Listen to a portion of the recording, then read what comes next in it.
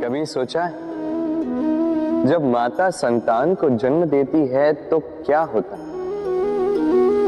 9 माह का गर्भ, प्रसव की तीव्र पीड़ा। कहते हैं ये पीड़ा इतनी भयंकर होती है कि मानो जैसे संतान के जन्म के साथ माता को भी एक नया जन्म मिल जाता है और इस जन्म के साथ अंत होता है माता की पीड़ा। किंतु यदि आप दृष्टिकोण बदलकर देखें तो आप ये समझेंगे कि पीड़ा का ये अंत एक अपार आनंद का प्रारंभ है। आरंभ संतान का और संतान माता पिता के लिए सुख का प्रारंभ है। जीवन के साथ भी यही होता है। हम कभी कभी किसी संबंध या किसी स्थिति के पीड़ादायक अंत के कारण इतने विचलित हो जाते हैं कि उस आनंदमयी प्रारंभ को देख ही नहीं पाते। स्मरण रखिएगा, पीड़ा आनंद के प्रारंभ का लक्षण। राधे राधे। व्यक्ति के सर पर जब क्रोध चढ़ जाता है तो उसे सत्य और असत्य के बीच का ज्ञान नहीं होता। क्रोध उसकी दृष्टि को धुंधला कर देता है और फिर उसके पश्चात केवल माया और कपट ही उसे आगे का मार्ग दिखलाता है। अपने स्वार्थ की सिद्धि के लिए अग्नि क्या करती है? जलाती है। फिर चाहे वो लकड़ी हो, कोयला हो, वस्त्र हो, जो भी आप अग्नि में डालोगे वो भस्म हो जाएगा। किंतु सोना, यदि आप सोने को अग्नि में डालोगे तो वो कुंदन बनकर अपना, यदि आप लोहे को ताप दो तो वो फौलाद बन जाता है। क्यों होता है ऐसा? क्योंकि उनके भीतर की अग्नि उनको जलाने वाली अग्नि से अधिक तीक्ष्ण होती। ये अग्नि है निश्चय की, ये अग्नि है पवित्रता की। यदि आपका निश्चय दृढ़ हो, आपके विचार पावन हो, तो कुंदन बनकर, फौलाद बनकर निखरोगे, भीतर से बल पाओगे और कोई आपके साथ अनिष्ट नहीं कर पाएगा। राधे राधे। व्यक्ति का जीवन क्या है? अब आप कहेंगे जन्म और मृत्यु के बीच का समय। और मृत्यु कब होती है? जब व्यक्ति श्वास लेना छोड़ दे, हाथ पांव चलाना छोड़ दे, सोचना छोड़ दे। ऐसा नहीं। देखिए, जल की मृत्यु तब नहीं होती जब वो सूख जाती। जल की मृत्यु तब होती है जब वो प्यास बुझाना बंद कर देती है। सूर्य की मृत्यु तब नहीं होती जब उस पर ग्रहण लग जाए, सूर्यास्त हो जाए। सूर्य की मृत्यु तब होती है जब वो भविष्य में इस संसार के जीवों को प्रकाश की आशा देना छोड़ दे। उसी प्रकार मनुष्य का अंत, उसकी मृत्यु तब होती है जब उसके भीतर की करुणा का अंत हो जाए। करुणा वो भाव है जो मनुष्य को मनुष्य बनाए रखती है, जो एक मनुष्य को किसी और मनुष्य का कष्ट, उसकी आवश्यकता का अनुभव कराती है, जो उसे बल देती है किसी और की सहायता करने के लिए, उसे पात्र बनाती है इस सृष्टि का नियंता बनने के लिए। देखिए, इस संसार में मृत्यु केवल एक बार होती, तो उससे पूर्व क्यों मरना? इस करुणा को क्यों मारना? स्वयं को मनुष्य बनाए रखिए, मृत्यु के पश्चात भी जीवित रहेंगे। राधे राधे। नवरात्रि का पर्व आरंभ हो चुका है और ये पर्व अत्यंत भव्य है, क्योंकि ये पर्व जगत माता से जुड़ा है। मां कितना छोटा सा शब्द है, किंतु ठीक से देखो तो समस्त संसार इसी शब्द में समा है। मां, जो अपनी संतान के लिए हर संभव प्रयास करती है, कुछ भी करने के लिए सज्ज रहती है। मां जिसका सबसे बड़ा गुण निश्चलता, मन में ना कोई पूर्वाग्रह, ना कोई भेदभाव, ना कोई छल कपट, और इतनी भोली होती है मां। संतान भले ही झूठा रो दे, मां को लगता है कि कदाचित वास्तव में भूख लगी होगी। मां चाहे जन्म देने वाली हो चाहे पालने वाली, स्वर्ग, ये स्वर्ग हमें मां के चरणों के नीचे ही प्राप्त होता है। हमारा शत शत प्रणाम। राधे। सहनशीलता मां का दूसरा सबसे बड़ा गुण। कहते हैं कि धरती से अधिक सहनशील और कोई नहीं। उसे खोदने के पश्चात भी धरती हमें फसल देती है, किंतु मां, ये मां धरती से कम सहनशील नहीं। तनिक सोचिए, 9 माह तक संतान को अपनी कोख में रखना, क्या ये सहनशीलता कोई पुरुष दिखा सकता? क्या ये सहनशीलता कोई पिता दिखा सकता है? स्त्री में शील भले, सहनशीलता की परिभाषा उसे मां बनने के पश्चात प्राप्त होती है। स्वयं का अस्तित्व भुलाकर संतान का अस्तित्व बनाती है। शिशु की लात खाकर भी आनंद से उसे दूध पिलाती है। ये होती है मां, और इसी मां जननी को हमारा शत शत प्रणाम। राधे राधे। मां का एक और सबसे महान गुण, स्वयं को ढालने की अद्भुत शक्ति। जिस प्रकार एक मां स्वयं को ढाल सकती है और कोई नहीं कर सकता। मां एक महानदी की भांति है, जिसकी ऊर्जा असीमित है किंतु अहंकार बिल्कुल नहीं।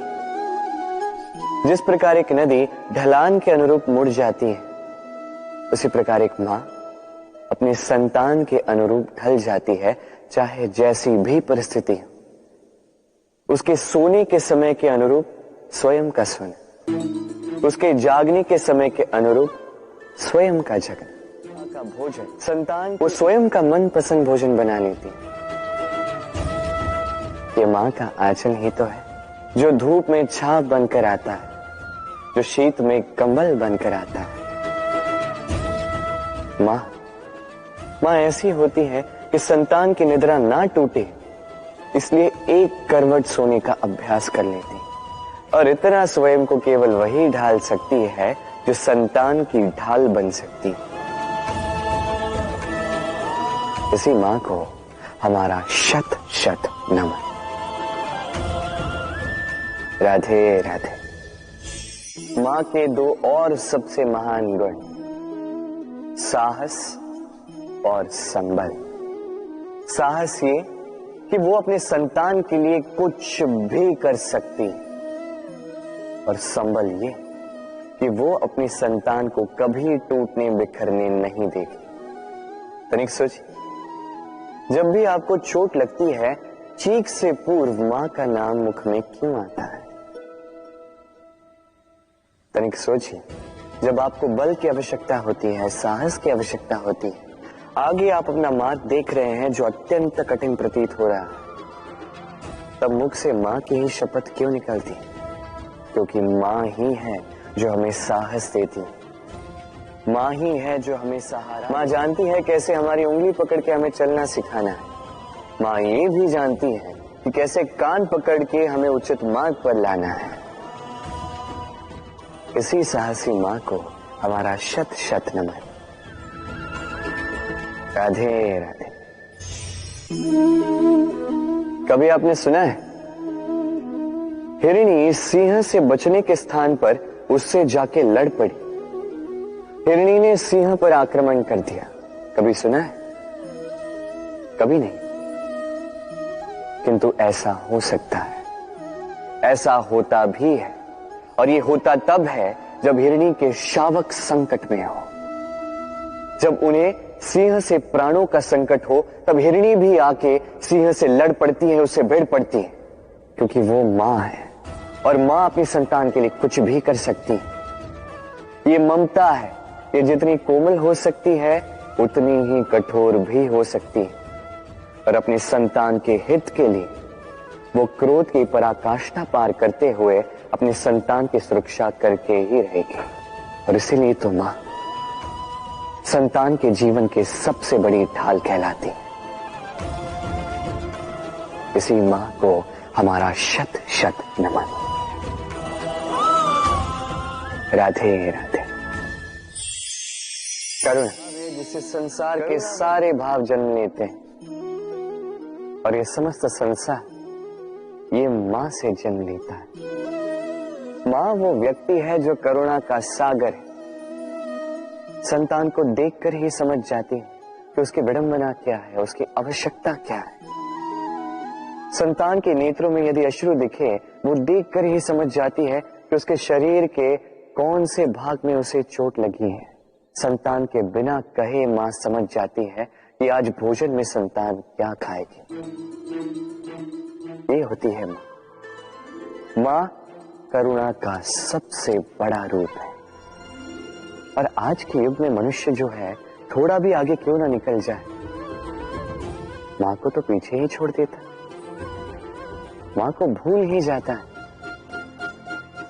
ये भूल आप कभी ना करें, कभी ना करें, क्योंकि मां वो करुणा है जो यदि आपके जीवन से चली गई उसके पश्चात आप जीवन अवश्य जिएंगे, किंतु कभी जीवन जी नहीं पाएंगे। उसके पश्चात आपके जीवन से आपका ये मूल्यांकन, आपके जीवन से करुणा का ये भाव, ये भी आप खो दोगे। आपकी मां सबसे अधिक महत्वपूर्ण है। यदि मां को खो दिया तो समझ लीजिए सब कुछ खो दिया। इसलिए मां को सदैव स्मरण रखिए, सदैव उसे प्रेम दीजिए, और मेरे साथ कहें राधे राधे। विजयदशमी वो दिन है जब श्री राम ने रावण का वध किया। वो दिन है जब श्री राम ने लंका पर विजय प्राप्त की। लोग कहते हैं कि ये अच्छाई की बुराई पर विजय का प्रतीक है। इसे देखने का एक और रूप भी है। जी हां, ये प्रेम के विजय का भी प्रतीक है, ये परिवार के विजय का भी प्रतीक है। आपको तो ज्ञात होगा ही कि रावण महाज्ञानी था, महादेव का परम भक्त था रावण। अब जो व्यक्ति कैलाश पर्वत उठा सकता था, वो व्यक्ति स्वयं एक कटे हुए वृक्ष की भांति श्री राम के चरणों में गिरा हुआ था। क्यों? क्योंकि राम के साथ लक्ष्मण था, वही रावण के साथ विभीषण भी नहीं था।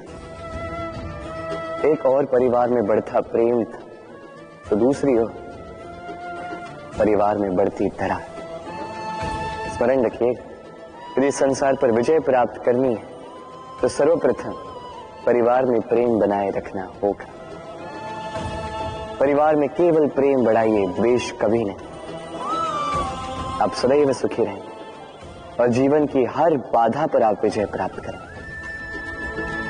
राधे राधे। देखिए, कल जो आने वाला है उसके लिए आज को व्यर्थ करना अनुचित है। हमें इस प्रकृति से यही सोच, यही सीख पानी चाहिए। आज का ये क्षण ये कल नहीं आएगा, और कल जो क्षण आने वाला है वो आज को किसी भी प्रकार से प्रभावित नहीं करता। बस इसी सीख को ध्यान में रखते हुए आप सभी निश्चिंत रहिए।